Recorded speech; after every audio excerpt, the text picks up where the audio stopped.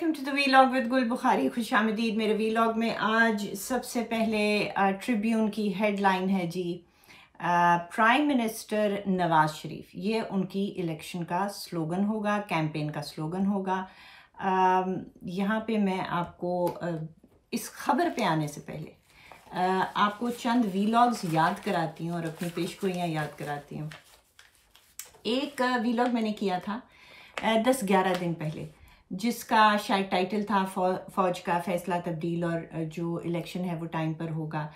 और उस वाले में आपसे मैंने ये ख़बर शेयर की थी कि जो आज़म खान साहब हैं, जो 15 जून से गायब हैं, उनके आने का भी इम्कान है। और जो सोर्सेस हमारे बहुत सीनियर रिपोर्टर को बता रहे थे, फ्राइडे टाइम्स के रिपोर्टर हैं हसन नकवी, कि हमें पता तो नहीं है कि वो कहाँ हैं, लेकिन वो आने वाले हैं, शायद आ जाएंगे जल्दी, और फिर वो शायद वादा माफ़ गवाह भी बन जाएंगे। ये 11 दिन पुरानी बात है। और फिर देखिए वो आ भी गए और वो वादा माफ़ गवाह भी बन गए।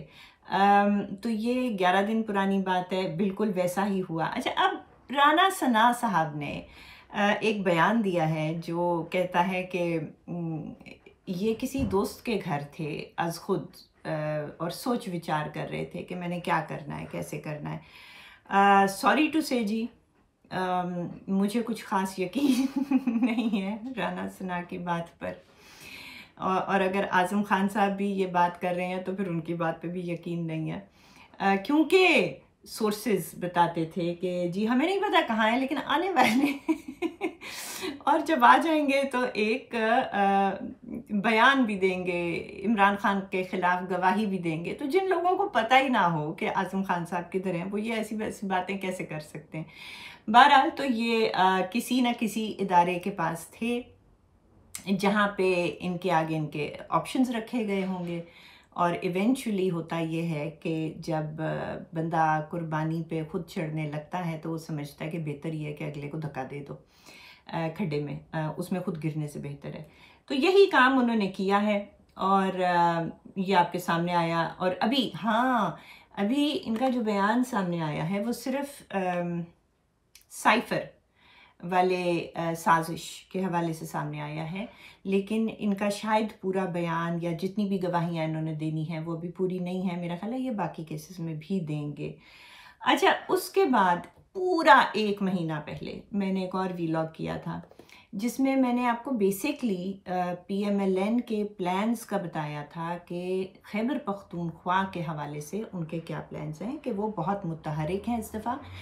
आमतौर पे PMLN कंसंट्रेट करती थी पंजाब पे, लेकिन इस दफ़ा उनका प्लान है कि वो हर मुमकिन तरीके से PTI को KP से राउट करेंगे, जहाँ के PTI अभी भी निस्बतन मकबूल है। और मैंने आपसे ये कहा था कि उस वक्त तक जितनी डिफेक्शंस हो चुकी थी, चंद इम्पॉर्टेंट डिफेक्शंस अभी होनी हैं और वो इलेक्शन के बहुत करीब होंगी।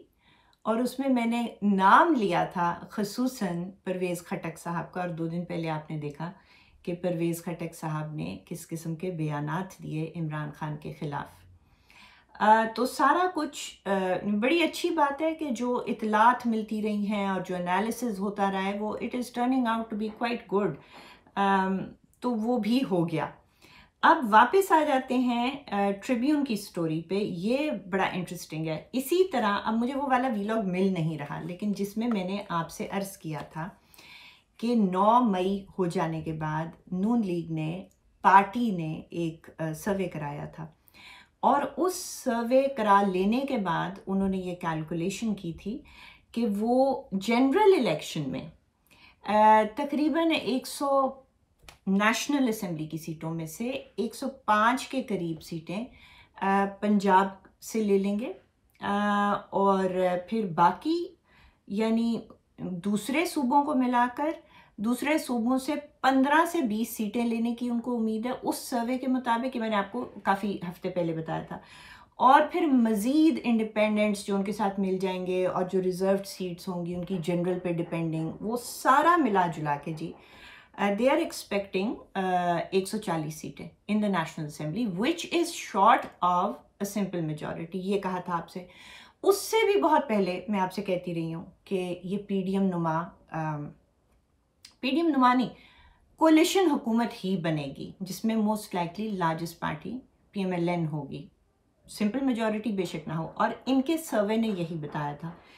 अच्छा, अब वो तो रहा सर्वे जो पता नहीं मैंने आपसे कब शेयर किया था, काफ़ी हफ्ते हो गए हैं। ये जो ट्रिब्यून की खबर है, और मैं हाँ एक बात और आपसे करती रही कि कैंडिडेट मियां नवाज शरीफ खुद ही होंगे प्राइम मिनिस्टर के। लोगों का ख्याल था कि अगर नून लीग को इस्टेब्लिशमेंट ने आने भी दिया तो शहबाज शरीफ कैंडिडेट होंगे। मैंने आपसे कई मरतबा कहा कि कैंडिडेट अब सिर्फ नवाज शरीफ ही होंगे, और उसकी बहुत सी वजूहात हैं जो इस वीलॉग में हम नहीं डिस्कस करेंगे।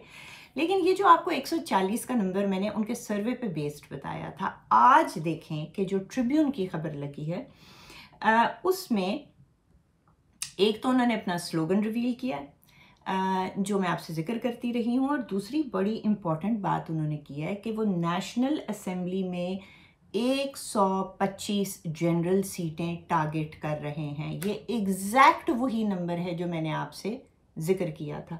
कैसे? वो ऐसे कि 105 पंजाब से जनरल सीटें और 15 से 20 प्रोविंसेस से, ये बनते हैं टोटल 140 जो मैंने आपसे जिक्र किया था। तो ये उन्होंने अब ऐलान कर दिया है। और सॉरी जी, मेरा एयरपॉड गिर गया है। ये किसी इतला की बेसिस पे नहीं है, ये किसी का प्लान नहीं है, ये सर्वे बेस्ड बात है जो इस पार्टी ने खुद कराया था, और लगता है कि उस सर्वे के ऊपर काफ़ी एतमाद है। देखें, जब आप ये कहते हैं कि 125 सीटें आप जनरल सीट्स टारगेट कर रहे हैं, तो उसका मतलब वही बनता है कि आप रिजर्व्ड, इंडिपेंडेंट मिलाकर मज़ीद जो 15 से 20 होंगी, आप 140 ही टारगेट कर रहे हैं या एक्सपेक्ट कर रहे हैं। तो जनरल इलेक्शन में अगर 140 सीटें ये लेते हैं तो फिर यही लार्जेस्ट पार्टी बनकर उभरते हैं। गो के सिंपल मेजॉरिटी इनके पास नहीं होगी, और फिर वही महीनों पुरानी पेशन गोई के मुताबिक जो सेकंड लार्जेस्ट पार्टी होगी, उनके सर्वे मैंने नहीं देखे, लेकिन वो तवक्को है कि पीपल्स पार्टी होगी।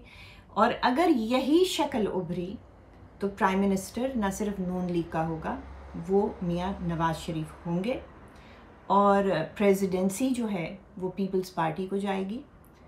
अब पीपल्स पार्टी कैंडिडेट किसको चूज़ करती है वो बड़ा इंटरेस्टिंग होगा, लेकिन अगर वो जरदारी साहब खुद हुए तो सबसे इंटरेस्टिंग शक्ल निकलेगी अगली हुकूमत की। पर्सनली मेरी अपनी चाहत यही है कि वो खुद ही प्रेसिडेंसी अपने पास रखें। ये बड़ा लाइकली है कि प्रेसिडेंसी जो है पीपल्स पार्टी को जाएगी। तो ये थी जी आज की काफ़ी तहलका खेज़ खबर कि नून लीग ने अपना इलेक्शन कैंपेन का नारा, स्लोगन भी ऐलान कर दिया है, और जितनी सीटें वो टारगेट कर रहे हैं वो भी ऐलान कर दिया है, और वो ओवरशूट नहीं कर रहे। उनका जो सर्वे बता रहा था वो उतनी ही सीटें टारगेट कर रहे हैं। वो ये नहीं कह रहे कि हम 2/3 लेके जा रहे हैं, हम 200 सीटें ले जाएंगे, हम 150 सीटें ले जाएंगे, हम 225 ले जाएंगे। वो एग्जैक्टली उसी सर्वे के मुताबिक आपको बता रहे हैं। अब देखना ये होगा कि एक्चुअली इलेक्शन में क्या होता है। और कल मैंने आपसे बड़ी इंटरेस्टिंग नंबर्स शेयर किए थे जो कि सोर्सेज ने प्रोवाइड लोगों को किए हैं और जो फैलाए जा रहे हैं, जिसमें नून की 80, आपको याद है ना कल वाला, और पीटीआई की 75 सीटें। तो और साथ ही मेरी हंसी निकल गई थी कि पीटीआई के पास 75 शायद कैंडिडेट भी नहीं है। तो ये सूरत हाल है। आज आपके साथ यही बात करनी थी। इंशाल्लाह कल दोबारा मुलाकात होती है।